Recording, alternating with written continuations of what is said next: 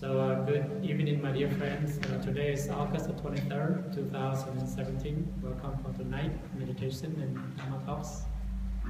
How's everyone doing tonight? Stay warm so far? Did you want to see the solar eclipse? Anybody? Oh, there's a lot of people, huh? Did your eye get went blind?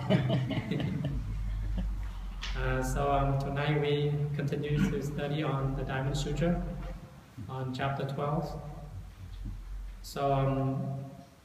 Everybody knows here? Everybody all right? The chapter 12 talk about the orthodox teaching. We have to respect of the true teaching. Anybody volunteer to read? Great, let me read for us, chapter 12. Revering the orthodox teaching. Furthermore, Subhuti, any plot of land on which this sutra is proclaimed, even if only one gatha of 4 lines, will be a land where gods, men, and asuras will come to make offerings just as they make offerings to the stupa of the Buddha. If the plot of land is regarded as that sacred, how much more so the person who practices and recites this sutra? Subhuti, you should know that that person attains something rare and profound. Wherever this sutra is kept is a sacred site enshrining the presence of the Buddha, or one of the Buddha's great disciples. Okay, thank you. This chapter 12 talk about revering the orthodox teaching. This means that we have to respect the teaching. Here the Buddha say, furthermore, Subhuti, any part of land on which this sutra proclaimed, even if only one gather of 4 lines, will be a land where gods, men, asura. Anybody know the term asura? Asura means titan, like demon god. There's above man, but they below God, heaven. So there's always fighting. Usually the man is very ugly and the woman is very beautiful. Usually they always have fighting, go war to fight to steal a woman. Because woman is so beautiful, asura is a realm of it's fighting all the time. Because they are born in this realm, they have a lot of merit and virtue, but there's a lot of anger. In this life you donation a lot of money, you get a lot of merit and virtue, you're born in this realm. Because you have a lot of merit and virtue, but you still have anger, a lot of anger. So that's why you're born in this realm. So there's always fighting in this realm. So this means gods, men and asura will come to make offer just as they make offer to the stupa of the Buddha. So here, this sutra talk about that whoever recite this sutra, the Diamond Sutra, not only recite but put into practice and see your own nature, what we call the body, the true body of the Buddha. Wherever you are, there's always gods. God here is like heaven beings. People live in heaven, and there's the 31 type of heaven. And men represent human beings, and asura is the demon god. So whenever you live with this awakened mind, you're not afraid of hunger. You're not afraid of cold. You're not afraid of. Don't have to worry about food. Even though you live in the forest, the god or the heaven being, they come and donate you for food. So because demon god or god, they're able to see your mind. If your mind is peace and calm and diligent without any evil thought, and they respect you, and they come and to donate all the food, the clothes, whatever you need during your practice in the forest. So that's why when we become a Buddhist monk, one of the precepts say, being a Buddha's disciple, don't worry about hunger, don't worry about don't have a lot of clothes or not a lot of place to live. It's always if you're a disciple of the Buddhas, because everywhere is your home. If you go everywhere, it's your home. So that's why we use the space as our home. Not only this temple, this place. So we go everywhere. It's considered home, not just this home. But for you, you have a house. If you go somewhere, you have to do what? You have to rent a hotel or whatever that stuff. So that's why there's many temple around. So all the temple is our house. So monks we can go any temple we live. That's our house. Because we have a place to stay. So you're not afraid of hunger because you are beggar. You go everywhere there's people offer you. So you don't have to worry about that. And you always have a place to stay, right? And so that's why one of the precepts say, when you become a Buddha disciple, you don't afraid of hunger or you don't afraid of mind just pay the bill, right? Because in Germany we are afraid of paying the bill, right? But if you're a disciple of the Buddha, you don't have to pay the bill, right? Because all the lay people, they take care for you. All you need is put time to practice and to study and to practice and study and go preach, right? And they will offer you. So that's why we talk about the three offer, three giving last time, right? The giving of material, the giving of the Dharma, and the giving of non-fear. Right? Remember last week we studied about the three giving. So giving the Dharma is very powerful. Here, this chapter talk about giving up the Dharma. I mean, if you truly practice and you go everywhere, people will respect you because from your bottom of your heart you have no anger, no fear. You always kind, compassion. So people can able to feel your energy. So they come and they respect you. So that's why here the Buddha said that recite is only the 4 lines of this sutra. Not only recite, but you have to put into practice and to be awakened. If you recite, and you don't practice, that's useless, right? So he say, whoever practice, recite this sutra for only 4 lines and put into practice, his gods, men, and asura will come and might offer whatever you need, just like offer the stupa of the Buddha. So in generally, we have a stupa of the Buddha. When the Buddha passed away, he is cremated, and there's still some relics, like blood relics, bone, all that stuff have relics. So there's many relics. So they make a big stupa to able to put inside and to show respect and offer. If the plot of land is regarded as that sacred, how much more so the person who practice and recite this sutra. I mean, even though the stupa of the Buddha is very offered, a lot of respect, but if you practice and recite the sutra and see your true nature, is you have more merit and virtue than the stupa of the Buddha. Why? Because stupa of the Buddha is just the bone, the relics, but your practice is you see your awakened nature. So this awakened nature is infinity. It will never disappear. So that's why go back to your awakened nature is very important. And then the last sentence is, Buddha, you should know that a person attains something rare or profound wherever the sutra is kept in a sacred site and surrender the presence of the Buddha or one of the Buddha's greatest disciples. I mean, we always have to respect the sutra and put in high place and always put in the sutra.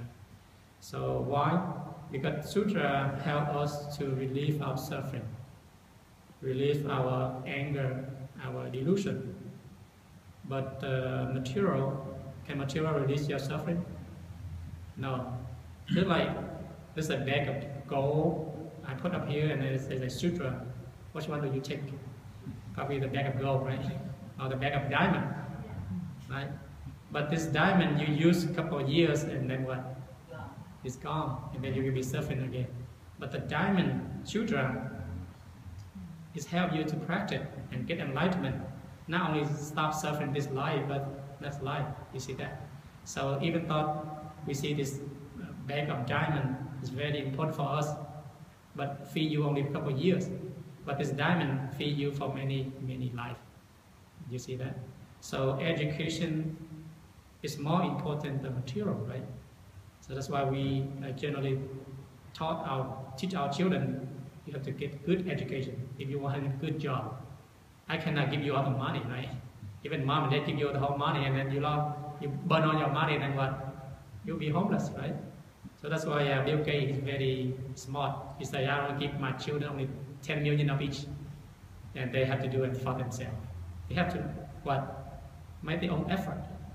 He cannot give a billion of dollars. If he give a lot of money, they become lazy. They don't work very, very hard, right? So something you work very hard for yourself, you enjoy more than your mom and your dad give you, right? If your mom and your dad give you all this stuff, then you become lazy, right? That's why really rich children, they have rich family, they always do all drug and do all the stuff because they have a lot of money. Their mom and dad give them a lot, so they don't know what to do. All their lives, they have no hunger, they no poor, they never feel like the hunger or the other stuff. They not have to be hard worker, so they enjoy all this life. And then all the money they burn out, they become homeless. A lot of people become drug addicts and all that stuff. You see a lot of famous people, right? So here, that's why the Sutra say that we have to learn and to teach and to able to educate ourselves. So we have to see the truth of thing rather than the material, because the material only bring you a couple of years and then you will become homeless again. So that's why the Sutra is very important. So once you understand the Sutra, and then you see all the things is impermanent, everything is come and go. Even though you are middle class or poor class, you feel enjoy, right? Because you know that is enough. You will have a good life, good understanding, good practice. Even though you don't have a lot of money, but you enjoy that life, rather than a lot of rich billionaire people. Right now they have a lot of suffering, right? So you see that. So it's very important. It's our mind, not the material, right?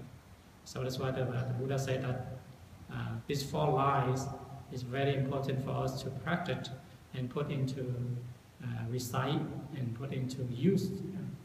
So one of the Zen masters say, if prajna is a person heart, the relics of the Buddha Dharma body are in that person body. I mean, whoever have prajna, wisdom in yourself, then there's already relics of the Buddha inside already.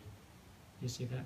So in general, people are chasing, going there and here, looking for the Buddha relics, but they forgot to look at the true relics of themselves, right? So the true relics of the Buddha is yourself, your awakened nature, rather than chase here and there. They go to a bit different country to find a holy place, but actually the true holy place is where?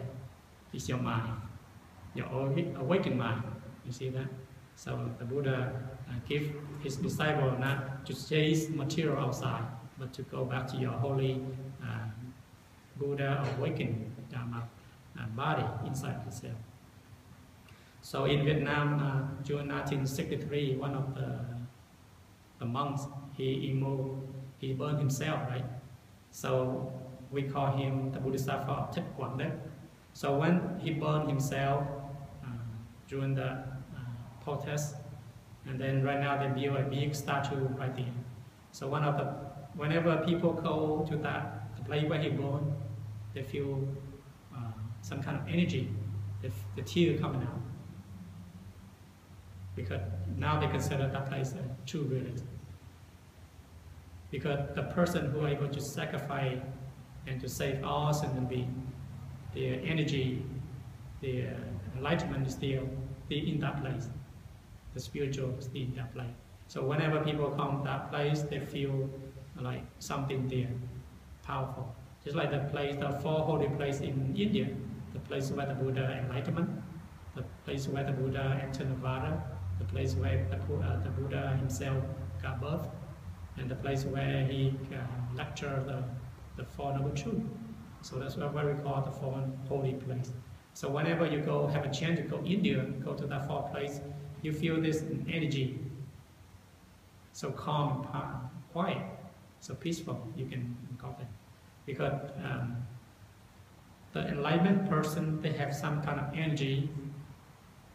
If whatever they live, wherever they live, wherever they die, you can feel that power, right? Because the energy is still there. So that's why I think in Jerusalem, right, just a place where Jesus passed away, it's still a very holy place. So that it still have his energy right here.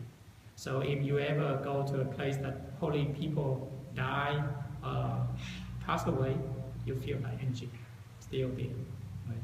So it's very important for us to practice how we're able to recite the Sutra, the Dharma Sutra, and put it to practice. And then you have this this energy.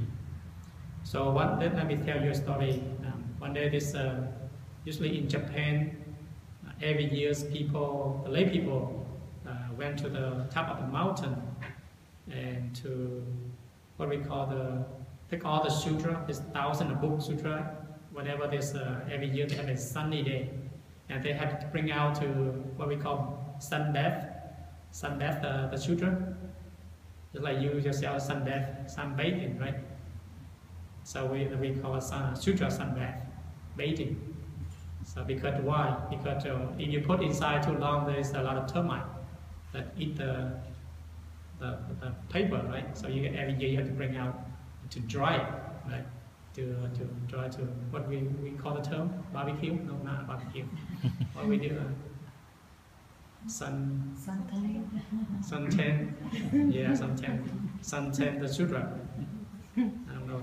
We call sunbath the sutra. So people believe that whenever this sunbath the sutra in the monastery and the wind blow and they come and stay with the wind come with them, the sutra blow the wind to them, they will feel a lot of near virtue. So every year people gather and run to a lot of these thousands of people running busy to that mountain. So one day this Zen master, he wanted to give them a lesson. So before they went to the mountain, he's down here, and then he saw a lot of people. There's thousands of people about to climb the mountain to see the sutra bathing tent, suntan. So he took his robe out and he lied there without any clothes, only his underwear. So he lied there. And the people say, "What are you doing? You're so disrespectful. You are a monk. You should put on your robe." And he said, "I'm bathing." And then they say, "Why are you bathing? It is a very important day. This is respect day. Respect to the Sutra. Respect to the Buddha, the Dharma, the Sangha. We have to respect. So why are you bathing?" And you say that I'm bathing the living Sutra. You are bathing the dead sutra. And they got away. For all this time, paper, this is a dead sutra. But this is called living sutra. What is living sutra? Everybody know? You eat, you sleep, you do it, working. Living sutra means you use this sutra for living, right? What we call awakened nature. But the paper, the books, the ink, that's dead sutra. The dead sutra cannot help you, right? So every day you live with this living sutra and you don't know. And you chase into the mountain, thousands of you chase into the mountain and see the dead sutra. And people are able to get a lesson from that. From that on, they don't do that anymore. They put it to practice. But some they still bathing the sutra anyway. So that's the lesson the Zen master taught them, that go back to your living sutra instead of live with your dead sutra. People just say, "Oh, I respect this sutra, I put in the secret place something." But sooner or later termite will eat, right? Even though how much many years you will protect, termite sooner or later will die out. So protect your living sutra means try to awaken the mind. So that's the lesson this Zen master point out that a Dharma, a Sutra is like a finger pointed to the moon. The main thing is to see your moon, not the finger. So the finger is like Sutra, like a ref, a boat. A ref and boat deliver you to the other side of the ocean, right? When you get across the ocean, then what? You have to let go of the boat, right? You don't care the boat, the ferry around with you, right?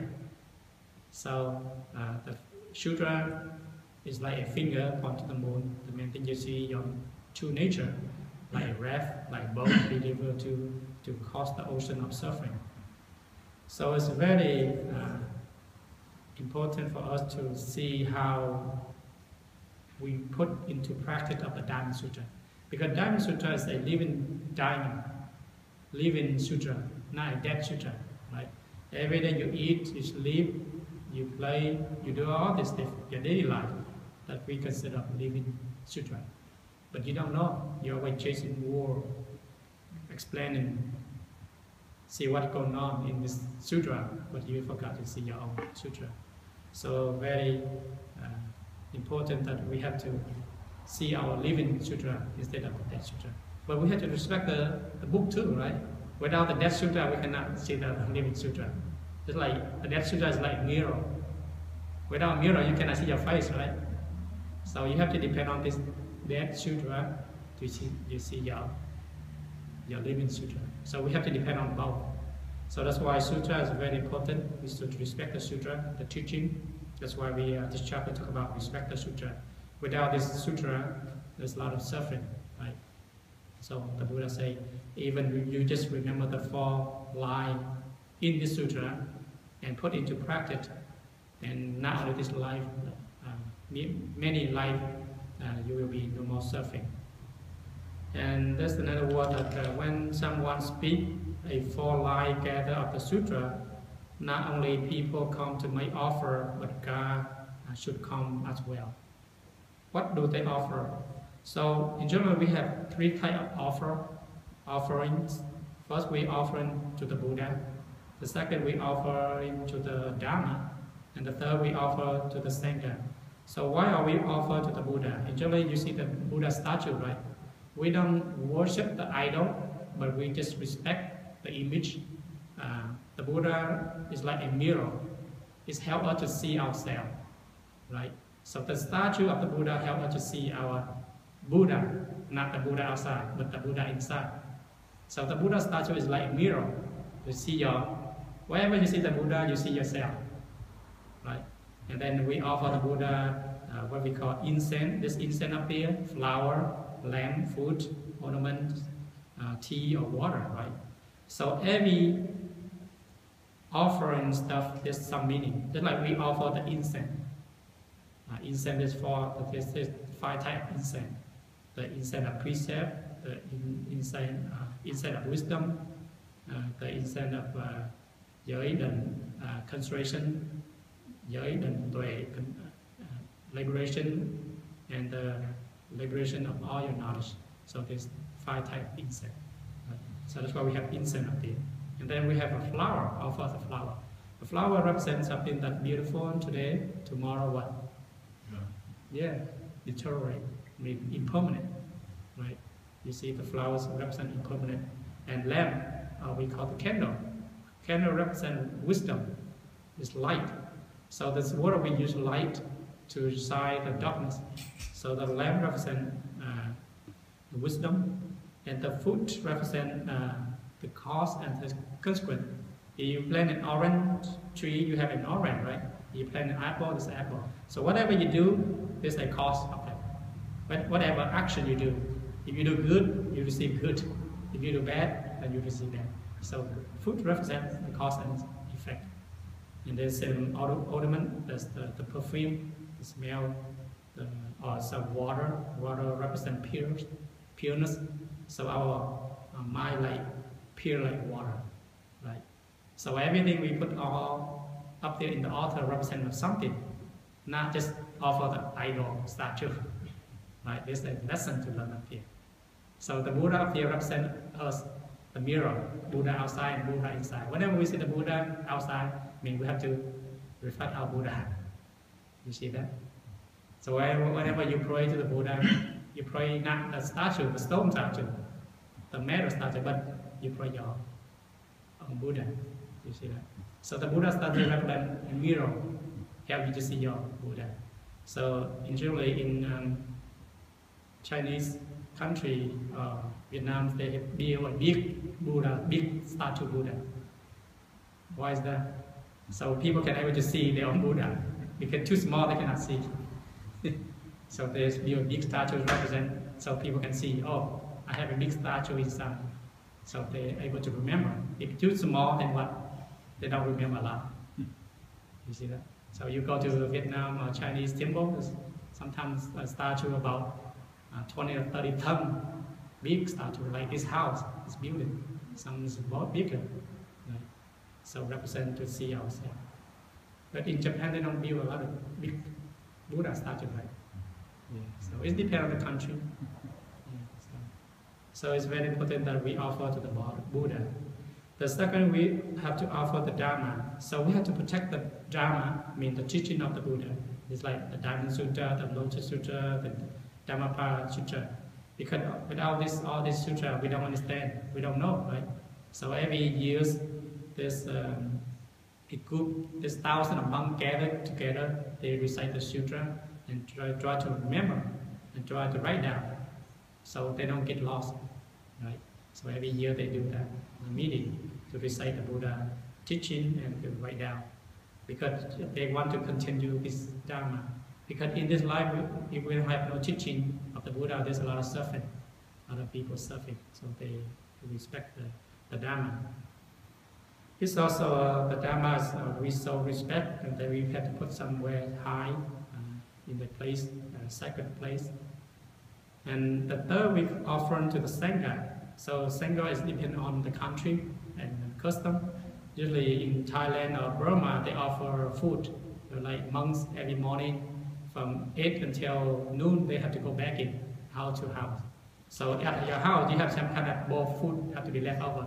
Otherwise, the monk knock on the door, you have no food. It's very, so because most of them, they are Buddhist lay people. So whenever they eat, they cook, they have to cook some extra food in case the monk come by and beg on for food. So first, there's 4 things we have to offer the Sangha for monks or nuns. First is food and drink. The second is clothes, fabric, it's like fabric. The third is the bedding, place where they can sleep, like blanket, pillow, or whatever. And the fourth is medicine. So this is the 4 things that you offer. But today, people just bring food, but they bring too many food. So the lay people just give them money, and the monk go out and buy. Because some food they cannot eat. Like some food there's egg inside, we cannot eat. Or some food they have onion, garlic, we cannot eat. So that's why we have to tell the lay people. Or usually lay people ask what we need. Or usually they give us money, and we go out and buy. So this is old tradition and new tradition. And also clothes, we cannot wear all the clothes like you, right? We have to, usually we have to have some kind of fabric. Usually they give us money too. We have to go in Vietnam and make the clothes. And bedding, the same thing. They cannot bring a whole bed, the pillow and the what do you call that? Mattress. Mattress, yeah. Because monk, we cannot sleep in mattress too. We have a small, what we call? Pad. Usually a pad. It's like 3 feet, 6 feet. It's like a coffin. We lie on top of it, and we put a small, thin mattress. If you are old, your back is tired, you put a small mattress. Because why? Because if you sleep in a good bed, you feel so relaxed, you will sleep. You cannot wake up at 3 in the morning. In the hot wood place, so make you don't sleep a lot. You're not attached to your sleeping. You see that? Just like in Buddha time, we have to sleep the tree, under the tree. Not more than 3 days. After 3 days, you have to go to another tree. You cannot sleep that tree forever. It means what? Your attachment. So the mattress is the same thing. Usually people sleep a very high, tall mattress, and then sometimes you sleep what? 8 hours, 9 hours, 10 hours. You feel cold, so comfortable, right? But for monk, we have to sleep on the ball. Because you sleep on the ball, you don't attachment, right? You only sleep like 5 hours, 6 hours, or sometimes 3 hours. So it's very important. It's also when you meditate, you sleep on the ball, it makes your back flat. If you sleep on mattress, your back is bent. So when you sit meditation, your back is hurt. So it's very important. Usually people have a back pain, they sleep on what? On floor, right? Make your back more straight.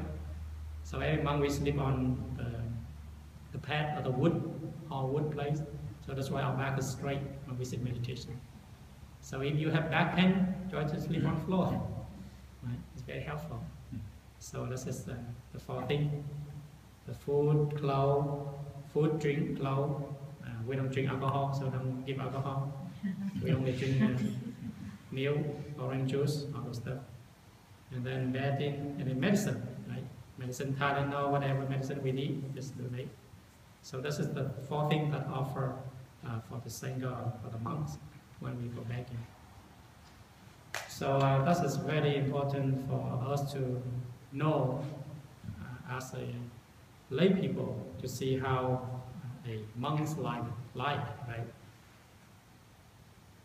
So this is the end of this chapter. It's very simple, right? I mean, show respect to the true teaching of the Buddha, and to help you to able to release your suffering.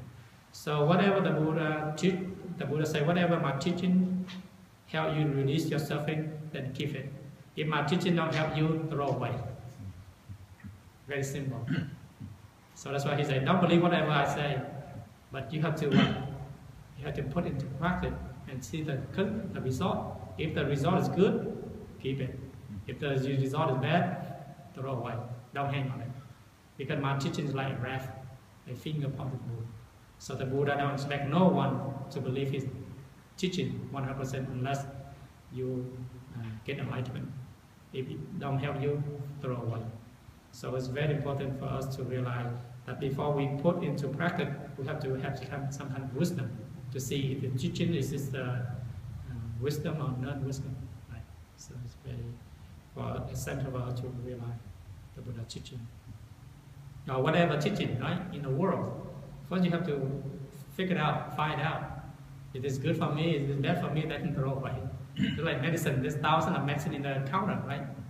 You cannot take all the medicine and drink, right? If you drink all the medicine, then what? You die right away, right? You have to pick the right one, right? So the Buddha said the same thing. My teaching is 84,000 methods. Pick the right one. Pick whatever that's useful for you. Release your suffering, release your anger, release your anxiety, release your all this stuff. Then use it. If this medicine cannot release you, throw away. So the Buddha said he is like a doctor. He gives you the medicine. You drink or not, it depends on you. So we will stop here. Do you have any question, comment on this chapter?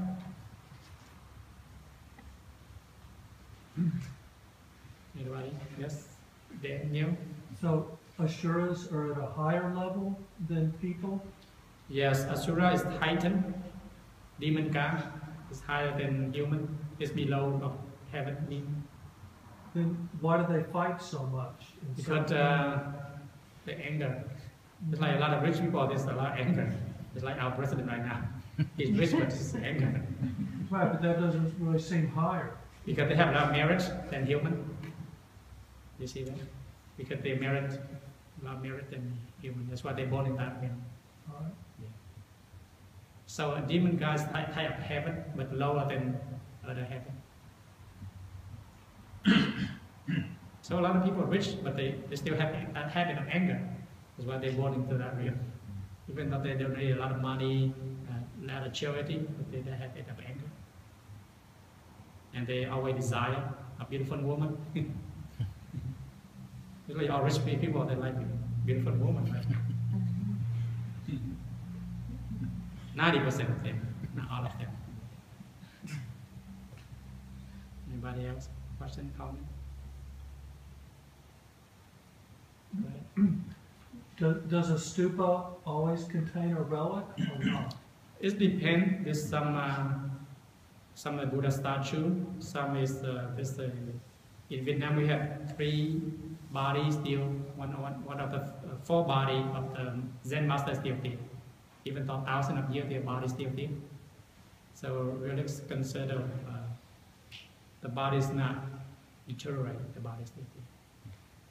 In China, there's I think 3 in China. One of the 6 period, Dr. Vietnam, his body still there. And are those bodies in a stupa or someplace else? Usually stupa, or they put in a cage, protected, Mhm. so they don't get the air in. So otherwise, 2 times they will. And the Human. person's not living, right? It's not living, but their body still there, even though thousands of years. It's considered relics. Mhm. It's like mummy, but mummy they use some kind of medicine, but this they use the master they use their vows and their deep meditation.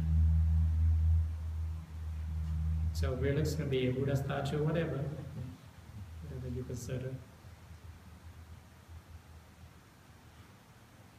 Yes, go ahead. So in many religions, they always say that, this is what it is, believe it, don't question. Mm-hmm. And so I appreciate what you said about, Buddha saying, take this and practice it and use it to help you and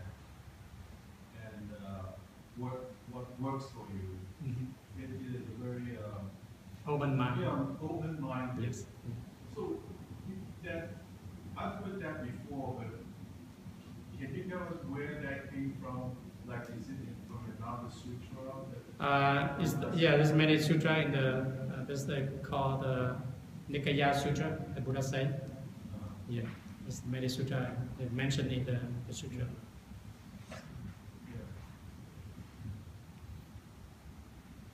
So usually in there's many sutra the Buddha say about his teaching. Even Zen master, they say the same thing. His disciple, usually our master, same thing. Or just like you come here, I teach you. Don't believe me. You have to practice. That's why Buddhism, we have an open mind, open concept. It's like self-belief, no force. What we call tự giác. Tự giác means self-enlightenment. So that's why in Buddhism there's a lot of dialogue, a lot of talk about, rather than just believe whatever you believe. It's called not good belief, it's blind belief. But in Buddhism we don't have no blind belief. You have to find out an open mind. Okay. Any further question? Yes, go ahead. Just curious, in the first chapter, Subhuti mentions one time he remembered. So it seems like the Diamond Sutra is is it one sitting that the Buddha discussed, each of the chapters of the Diamond Sutra, or was it over a long period of time? Because the Buddha, he lectured many Dharma talks. So his disciples gathered all up, put together. Sometimes he lectured, just like we lecture right now, every week. And the Buddha do the same thing every day. So the Dharma Sutra, we don't know the time because we are not in that time. It's only we find out from month to month, they transmit, recite by heart, and then they write down, they wrote down. So don't believe whatever the Dharma Sutra say. You have to put into practice. Is it right? Is it wrong? You have to use your wisdom. So there's many lecture of the Dharma Sutra. And sometimes the Buddha just lecture 1 hour, the whole Dharma Sutra, to do his deep meditation. Or sometimes he lecture a couple of weeks, a couple of months. Because this is the Dharma Sutra is part of the Hot Sutra. It's 80,000 books. 6,000 books. So the Dharma Sutra is part of the 6,000 books. School. Okay. You have a question? Yeah. So after the Buddha achieved enlightenment, the first lecture he gave, he talked about the Four Noble Truths in the Eightfold Path. Yeah. in the Eightfold Path. Mm-hmm. And does that lecture have a name, like the name of a sutra or It's something? called the turning the wheel of the Dharma. The turning of the wheel of the The Dharma? Dharma turn the wheel of the wheel turn of Dharma. You can go Google. Turning the wheel of Dharma. He speak. I think he spoke under the Deer Park. Deer Park. Deer Park. Yeah, Yes, Park. yes, Yeah. Deer Park. So you can go there and find it. Anybody else?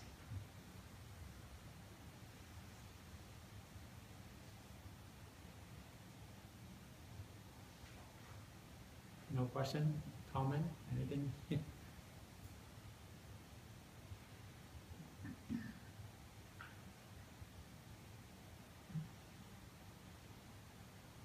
That's it?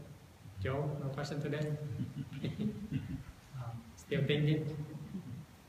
I was just thinking about the second line from the last line. Mm-hmm. It says rare and profound. It's not very encouraging that nirvana is so rare. So Buddha, you should know that person attained something rare and profound. I'm thinking that we're all here to experience and discover nirvana, but if it's that rare, Because he don't want you to attach to it. If you experiment, then you will attach to it. Even though you experiment, but don't attach to it. That's rare and profound. Just like you come here and try to get enlightenment, and your enlightenment, that's rare, right? That's profound. But don't attach to it. You see that? That a person attains something rare and profound.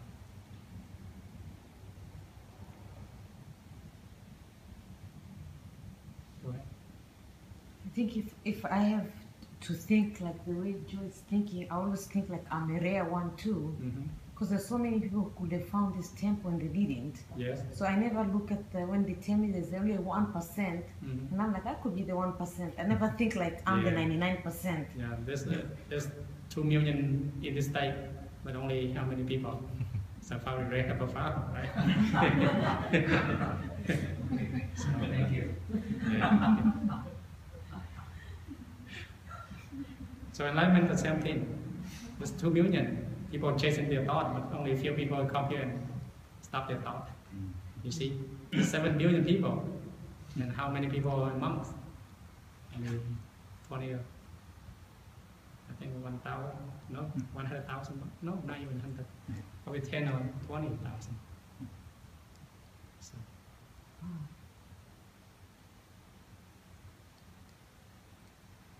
Okay. Anybody else?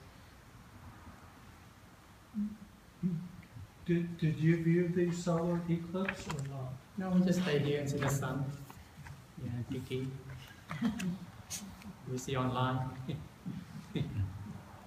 Because it's on Oregon. It's in Oregon and Crystal Mountain. We see there's some kind of a little bit of dark, like a kind of blur, but there's no eclipse, right? But the sun is getting like dim. Only like five minutes. So I think next year somewhere. So it's like every year, right? Different part of the world. Different part of the world. Yeah. Right. So 2019 is another, I think in somewhere in Australia or something. So every 2 years or 3 years, different. But we have another one in 2024, right? United States. 7 more years. Yeah.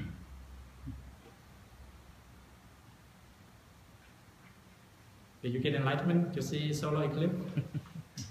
I'm glad I went, Um, but no, I did not get enlightened. so you waste a lot of money, yeah? I did waste some money, yeah. That's being enlightened. Yeah.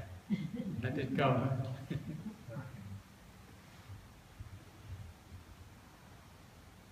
Anybody? any more questions? Okay, we will say now. So this Sunday we celebrate Parent Day, usually Parent Day every July. July in our calendar, lunar calendar, but in August.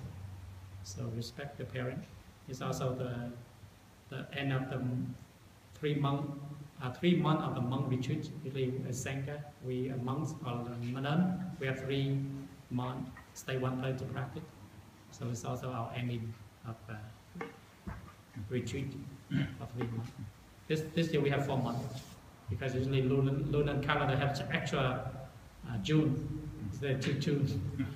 So we have May, 2 June, and July, August, 4 months. Extra month of practice. So, okay, we'll see you Sunday if you come.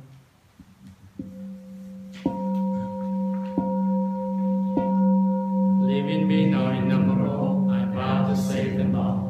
Reflection are endless, I vow to rank them all. The Dharma are uncountable, I vow to study them all. The Buddha ways in itself, I vow to attain it. I vow that the merit and virtue from this souls everywhere enrich everyone, so that all of us and all living beings will realize the Buddha ways.